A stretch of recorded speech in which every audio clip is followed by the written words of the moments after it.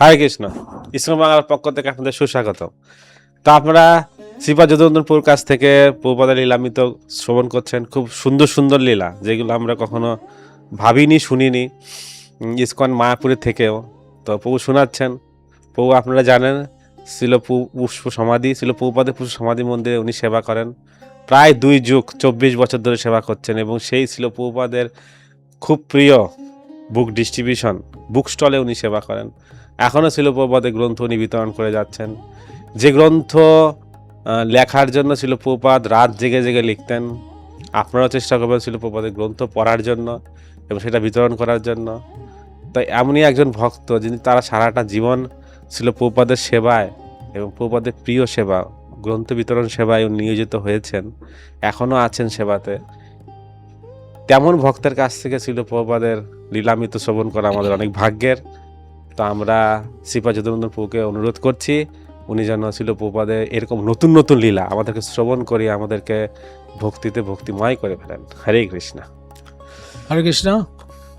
কুম্ভ মেলায় একটা বিরাট ঘটনা ঘটেছে। কুম্ভ মেলায় প্রভুপাদ কুম্ভ মেলায় যেতে চাইছেন, তা ভক্তরা বলছেন না প্রভুপাদ কুম্ভ মেলায় ভীষণ ভিড়, ওইখানে যাবেন না। হ্যাঁ, না না না, যেতেই হবে, আমি কুম্ভ মেলায় যাবো না।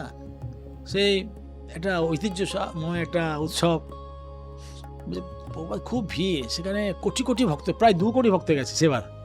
আচ্ছা, কোনো ট্রেনের টিকিট নেই, ট্রেনে করে যাচ্ছে, ট্রেনের ছাদে করে যাচ্ছে। তারপরে প্রভুপাদকে প্লেনে করে যেতে মানা করেছে ডাক্তার। তারা কী করে যাবে? ভগবান মানে প্রভুপাদ যেখানে থাকতেন না, সেখানে অলৌকিক ঘটনা ঘটতেন। আমরা বলবো না যে প্রভুপাদ অলৌকিক ঘটনা ঘটিয়ে দিয়েছেন, হ্যাঁ, সহজের মতো সেরকম বলবো না আমরা, কিন্তু প্রভুপাদ যেখানে থাকতেন সেখানে অলৌকিক ঘটনা ঘটতেন। সেখানে একজন ব্যক্তি এসে হাজির হয়েছেন, তার নাম হচ্ছে মিস্টার গুপ্ত মহাশয়। তিনি ছিলেন কয়েক মাস আগে এই রেলে যুক্ত হয়েছেন, চিফ ইঞ্জিনিয়ার হয়েছেন আর কি। তিনি বলছেন যে প্রভুপাদকে অবশ্যই তার যে মনোবাসনা কুম্ভমেলায় যাওয়া আমরা ব্যবস্থা করব। তো তিনি করেছেন কি, ট্রেনের মধ্যে একটা ফার্স্ট ক্লাস কোচ যুক্ত করেছেন আর একটা সেকেন্ড ক্লাস কোচ যুক্ত করে দিয়েছেন। তার সেই ক্ষমতাটা ছিল, বুঝলেন না? আচ্ছা, গুপ্ত মহাশয়ের, হ্যাঁ, একটা কোচ যুক্ত করে দিয়েছেন। তো এটা কিন্তু তৎকালীন সময় সহজ কাজ ছিল না, একটা কোচ যুক্ত করা, মানে একটা বগি যাকে বলে। হ্যাঁ, তো সেখানে উল্লেখ আছে, কোচ কথা উল্লেখ আছে। তো কোচ কথা অনেকে বুঝতে পারছেন। তো ফার্স্ট ক্লাস প্রথম শ্রেণীর কোচ যুক্ত করেছেন এবং একটা সেকেন্ড ক্লাস কোচ যুক্ত করেছেন। শুধু তাই না, রং করে দিয়েছেন খুব সুন্দর করে, ফুল দিয়ে সাজিয়ে দিয়েছেন খুব সুন্দর করে।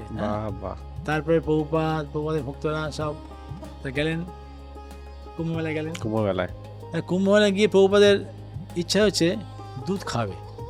আচ্ছা, আমরা দুধ খাই, অন্য কিছু না, দুধটা খাই। প্রভুপাদের দুধ ওনার খাওয়ার ইচ্ছা আছে, কিন্তু দুধ পাওয়া যাচ্ছে না। হ্যাঁ, অনেক লোক তো এখানে, প্রচুর লোক। তখন মিস্টার গুপ্তকে জানানো হয়েছে। মিস্টার গুপ্ত বলছে কোনো ব্যাপার না, তিনি একটা দুগ্ধবতী গাভীকে নিয়ে এসছেন। দুগ্ধবতী গাভীকে সেই মেলাতে নিয়ে চলে এসেছে ওনার কাছে। মানুষ ঢুকতে পারছে না, গাভী ঢুকে গেছে। হ্যাঁ, গাভী নিয়ে এসছেন যাতে প্রভুপাদ দুগ্ধ খেতে পারেন। তাহলে কতটা প্রভুপাদ কত প্রাণ আছে। তো এটা শুনে আমাদের অবাক লাগে যে তিনি, আর ফেরার সময় তিনি সেই ব্যবস্থা করেছেন, মানে ওই সেই ট্রেনের যাতে প্রভুপাদ আসতে পারেন, সেই ফেরার সময় একই রকম ব্যবস্থা করেছেন। তো এইভাবে বিভিন্ন ভক্ত বিভিন্নভাবে প্রভুপাদকে সেবা করেছেন, যার কথা আমরা আমাদের জানা নেই, মনে করছি আমরা কত সেবা করছি। কিন্তু অনেক ভক্ত আছে, তাদের কথা অনেকে জানে না। তাদের জন্যই আজকে এই আয়োজনটা করা, যাতে আপনারা সবাই জানতে পারেন। এবং সেই কথাটা আজকে বদ্রীনারায়ণ স্বামী মহারাজ বলছেন, এবং সেটা লিখেছেন ভক্তি সিদ্ধান্ত প্রভু লিখেছেন। হ্যাঁ, তো আমরা এই সব মহান ভক্তদের কাছ থেকে জানতে পারছি, তাদের কাছে আমরা চির কৃতজ্ঞ। হ্যাঁ, হরে কৃষ্ণ। আর কি সময় আছে? মানে এখানে বোঝা যাচ্ছে যে প্রভু একটা খুব ইম্পর্টেন্ট পয়েন্ট বললেন, সেটা হলো আমরা মনে করি যে প্রভুপাদের অনেক সেবা করছি আমরা, কিন্তু দেখা যাচ্ছে তারা কত বড় বড় সেবা করেছে। তো নিজেকে যে দৈন্য ভাবটা আনা বা নিজেকে ছোট মনে করা, ছোট ভাবা অন্যান্য ভক্তের থেকে, এবং তারা দেখুন কত কিভাবে সেবাটা করেছে, যে কোনো নিষ্কিঞ্চনভাবে সেবাটা করেছেন, যে প্রভুপাদের জন্য ট্রেন বগি লাগিয়ে দিয়েছে, প্রভুপাদ যেন কুম্ভমেলায় যেতে পারে, প্রভুপাদের ইচ্ছা। এবং তাছাড়াও দেখেন ওখানে প্রভুপাদের দুধ খেতে ইচ্ছা হয়েছে, সেখানে উনি ব্যবস্থা করেছেন।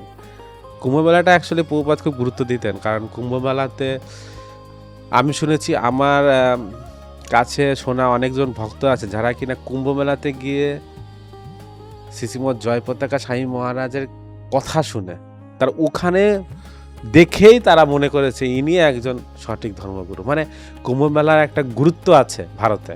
কুম্ভ মেলাতে মানুষ যায় গুরু দর্শন করার জন্য, গুরু সিলেকশন করার জন্য এবং আধ্যাত্মিক সাধুগুরু বৈষ্ণব হ্যাঁ দর্শন করতে যায় এবং তারা পথ খোঁজে যে কুম্ভ মেলাতে এত সাধুগুরু বৈষ্ণব আছে, হয়তো আমার জন্য কোনো গুরু আছেন যাকে আমি দর্শন করতে পারি কুম্ভ মেলাতে, সন্ধান করতে পারে। হ্যাঁ সন্ধান করতে পারি, তার দিক দর্শন পেতে পারি, তার দিক দর্শন পেয়ে আমার জীবনকে ধন্য করতে পারি। অনেকে কিন্তু যান, এর বড় একটা প্ল্যাটফর্ম। এই জন্য প্রভুপাদ হয়তো ইসকনের প্রচার প্রসারের জন্য কুম্ভমেলা যেতে চেয়েছেন।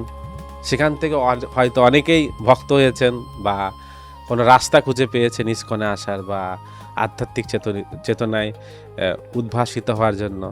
তো খুবই সুন্দর। আমাদের বদ্রীনারায়ণ মহারাজ যিনি বই লিখে গেছেন, তার সাথে ছিল প্রভুপাদের যা স্মরণে উনার ছিল সেইগুলো উনি লিখে গেছেন, বলেছেন। সেইগুলো আবার ভক্তি সিদ্ধান্ত প্রভুর কাছ থেকে আমরা শুনছি যিনি লিখেছেন। যিনি মানে এখনো জীবিত আছেন, মানে শয্যাশায়ী। দেখুন স্টেপ বাই স্টেপ আমাদের কাছে এসে আমরা এখন আপনারা শুনছেন। আপনারা এটা প্রভুপাদের সেবা করবেন, বুক ডিস্ট্রিবিউশন থেকে শুরু করে অনেক ধরনের সেবা আছে, কিন্তু নিরহংকারভাবে এবং কোনো উদ্দেশ্য প্রণোদিতভাবে নয়। তাহলে প্রভুপাদও সেটা ভালোবাসবেন এবং গুরু গৌরাঙ্গও সন্তুষ্ট হবেন এবং এতে করে আপনাদের জীবনও সার্থক হবে। মানে আমরা দিক দর্শনটা পেয়ে গেছি, কিন্তু সেই রাস্তায় আমাদের হাঁটতে হবে। সেই রাস্তায় হাঁটাটা সঠিক মতো হলেই আমরা অন্তিমে আমাদের যে প্রকৃত আলয় বা প্রকৃত স্থানে যাওয়ার যে রাস্তায় করে আমরা যাব সেটা আমাদের সম্পূর্ণ হবে। তো হরে কৃষ্ণ। আমাদের যদুনন্দন প্রভুকে অনেক ধন্যবাদ, তিনি আমাদের এইভাবে ছিল প্রভুপাদের সম্বন্ধে বলছেন, আমরা শুনছি, আমরাও শুনে সেইগুলো আমরা মানে উপলব্ধি করছি বলেই আমরা এতগুলো কথা বলার চেষ্টা করছি এবং শুনতে পাচ্ছেন আপনারা। হরে কৃষ্ণ। আপনাদের অনেক ধন্যবাদ। হরে কৃষ্ণ।